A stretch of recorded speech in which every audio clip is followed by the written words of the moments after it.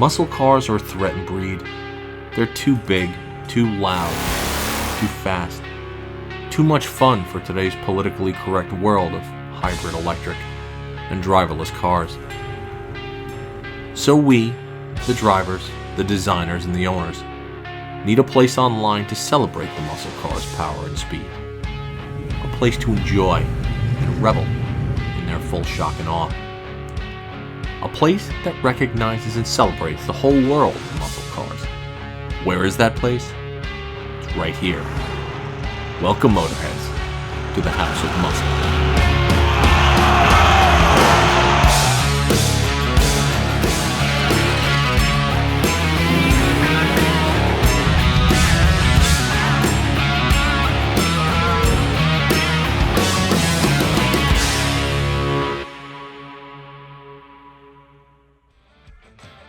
This is a show about you and your rides. But before we showcase your cars and stories, it's only right that you get to know what's in my stable. So join me on a tour of the House of Muscle Garage. So what you people are looking at behind me is my 1968 Dodge Charger. Now this car was built in Hamtramck, Michigan, well, in 1968. Under the hood we have a 440, which is actually pretty mild. 906 heads with stock rockers and push rods, a big old 800 double pumper on top, and a really mild cam. The rear end is an 8 3/4 with 355 gears and a gear vendor over and under drive. Now what does that do? Makes the car so I can drive it on the highway, so it's normal, so it improves my gas mileage. Well, basically just makes it drivable, which is great. I've had this car for the better part of 15 years. Everybody when I first bought it said, you're out of your mind, you paid way too much money, you're crazy. You know what they were? They were wrong. Because this car led to exactly what I'm doing right now, and in my opinion, was the best decision I've ever made, well, aside from marrying my wife. This is my general racing car. I've taken it to track days, I've taken it to cross-country rallies and endurance races, and today I even took it drag racing. So there you go, all-purpose race car, right here in a beautiful 68 Charger Raptor.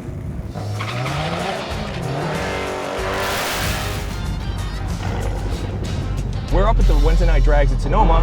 I can tell you that I've never really run this thing down the quarter mile. I don't know what it's gonna do. I'm predicting somewhere in the 14.2 to 14.5 range. We're gonna launch this thing, 2, 3, go. I think the reaction time might have been crap.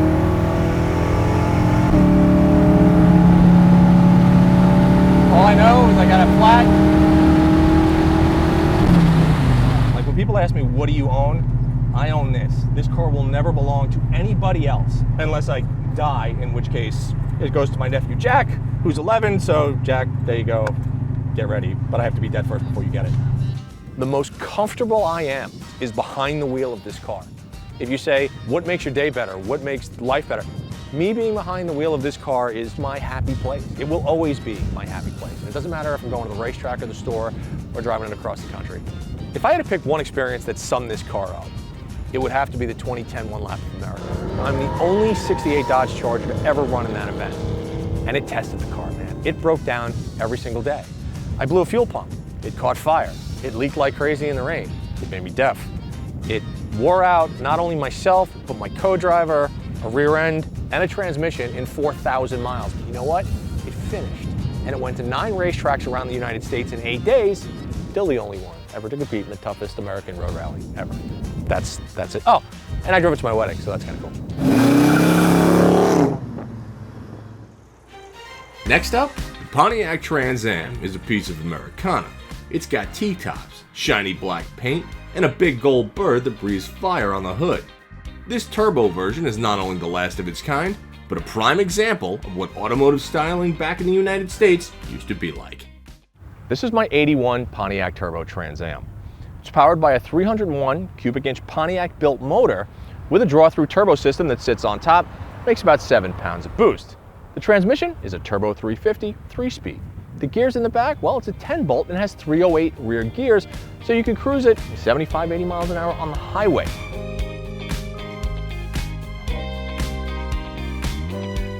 So the reason I bought this car is because it really is like a childhood hero to me. This is the car that was featured in I don't know how many movies aside from Smokey and the Bandit. And when I was a kid, there were so many of these cars, and they were only really cool, obviously, if you had a black one. If you would ask me what I love about this car, it's the looks. It's gaudy, it's filled with bravado, it's filled with just tackiness and wonderfulness, and just things like the turn gold dash and the turbocharged lights on the hood and the chickens everywhere, and it's a rolling disco ball. That I find hilariously fun. And even though this car has right now 34,767 original miles on it, it's going to get more. It's going to be driven, because if you don't drive them, there's really no point in owning them. And the cool part about having this is that even if you don't plan to write a story about this car, the drives are what dictate it, right? The drives make the stories happen. A lot of people have asked me, what are you going to do to this car? Are you going to mod it? Because listen, I have a bunch of cars that are modified. If I were to do it, I would do an LS conversion in here, but it is a turbo Trans Am, so I'd probably do an LS with a single turbo, 4L65 overdrive, a 12 bolt, some nice highway gears, and really just make it into a 100-mile-an-hour, all day long cruiser that I could drive anywhere at every time, and really just enjoy the way that the car was meant to. So every time somebody sees this thing, they're like, what's it going to take for me to buy that car? And I'll be honest, would I sell it? Yeah, I would. It's not like a lot of my other cars where I haven't had that super attachment to yet. And the reason is because I haven't crafted a story with it yet, meaning it hasn't touched me here aside from the visual aspects of it and what the car means to me kind of from my childhood point of view. However, if somebody came up to me right now, before I do any modifications to it, and said, I want to buy that car, I'd probably consider selling it, but it would have to be the right number, and it's really not going to be cheap, because the more I drive this car, I just like it. This is the Ron Burgundy of automobiles. From the massive projectile hood to that smooth vinyl top to the short-decked rear end with the massive chrome bumper. The first-gen Monte Carlo was the businessman with the sketchy past, or the defense attorney that went to law school while in prison. It's the bad boy of business coupes, and as a classic daily driver, this baby is as rock solid as they come. This is a 1972 Monte Carlo. It's my daily driver. From a technical perspective, you have basically a bone stock Chevrolet 350 under the hood that makes, when new, about 270 horsepower. Out back, you have a 12-bolt rear end with like a 253 rear gear. I mean, a total highway gear. And the tranny is a turbo 350. This car was bought with the sole intention of being my daily driver. And by daily driver, I mean I drive it every single day. I take it to the supermarket. I take it to the gas station. I take it to Home Depot. I take it anywhere you go with your car, I go with my car. Anybody who looks at you and goes, well, you shouldn't drive an old car every day, I'm going to tell you right now, that's complete horse whatever. This car's been fantastic. I plan to drive this car for a long time. One of the things I love about this car, my grandfather had a Monte Carlo.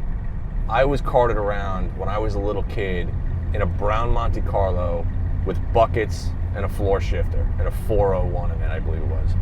And I have a lot of great memories in a Monte Carlo, and it just so happened that I found one that reminded me of my grandfather, and so love that fact. The best part about this car is how good it's been as a daily. It's been great. People look at it, they make comments at it. It's a Monte Carlo, so it's not extremely expensive.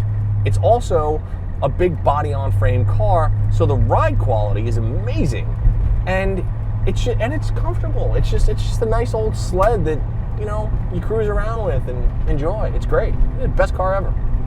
And to find an old car like this is tough. There are not a lot of them out there that run this good and perform this good. So if I were to sell it, I'm going to tell you right now, it would be a lot more than what I paid for it, because this car is better. This car is better than a lot of big money cars I've driven. I'm going to tell you that right now. Will it do a burnout? That's the question. I'm going to load it up a little bit, and we'll see what happens. Okay, so will it do a burnout? No, it won't. It won't do a burnout. This is my 2013 Ford Mustang GT. It was built by Cortex Racing in Sonoma, California to be a giant killer on the racetrack. The engine and transmission are bone stock. However, the suspension, wheels, tires, and brakes, well, that's another story entirely.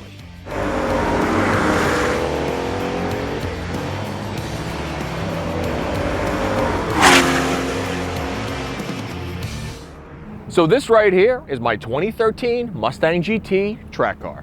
Now I used to track, believe it or not, but my 68 Charger and my 69 Daytona, but those hurt if you throw them into a wall. This car was specially built by Cortex Racing in Sonoma. So to give you a quick rundown, SLA front end, Watts Link torque arm in the back, 315s all around, and Stop Tech brakes.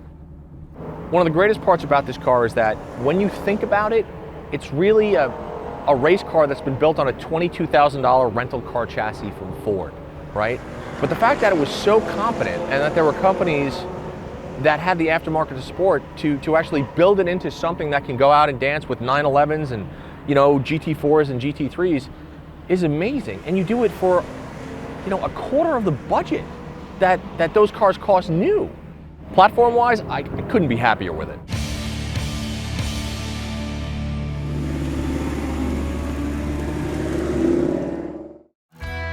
And now for the bad boy of the garage. This is my 1969 Dodge Daytona Clone. Now I say clone because we built it out of a 1969 Dodge Charger SE. It is exact to a Daytona in every single way, aside from the VIN number. The nose cone, the rear window plug, the glass, the wing, well, just about everything is a Daytona.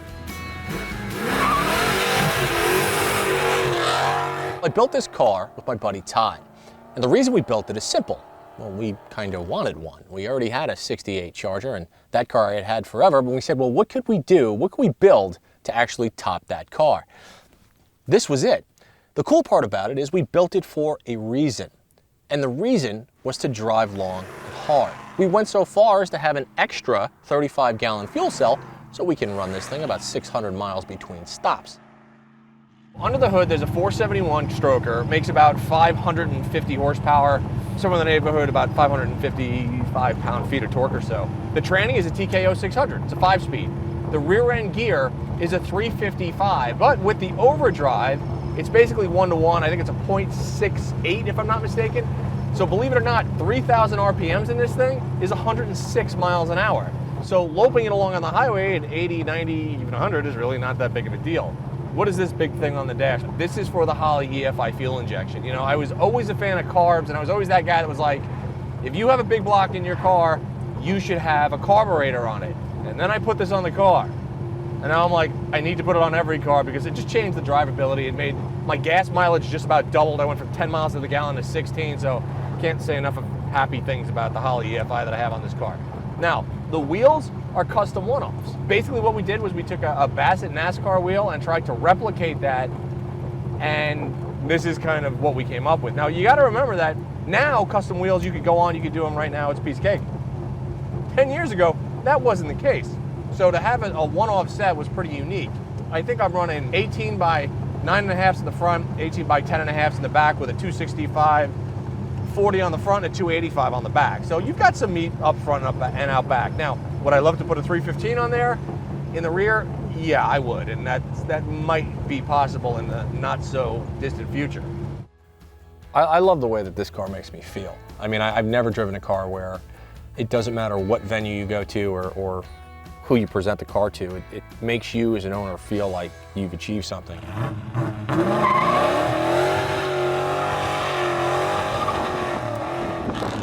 So that's my story, and thank you for checking out my humble collection of cars.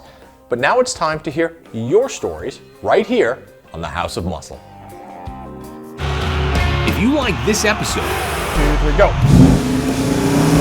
check out what's coming up this season on the House of Muscle. At 180 miles an hour, I was spinning the back tires enough to create smoke. Each new episode of the House of Muscle premieres exclusively on Motor Trend On Demand. So sign up for a free 30-day trial and watch the latest episode now. So I mean, if this type of car,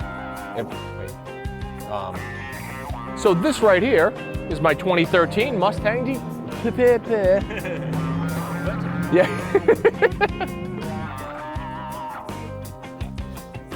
Get away, bug. Hang on, it's crossing a little fast.